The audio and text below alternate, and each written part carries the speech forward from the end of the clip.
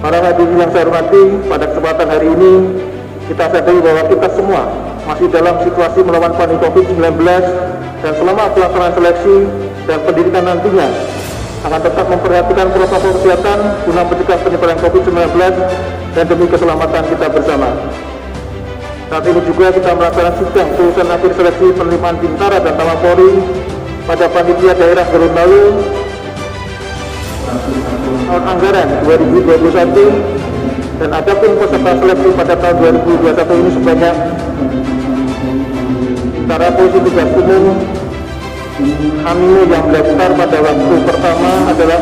833 yang terdiri dari 728 pria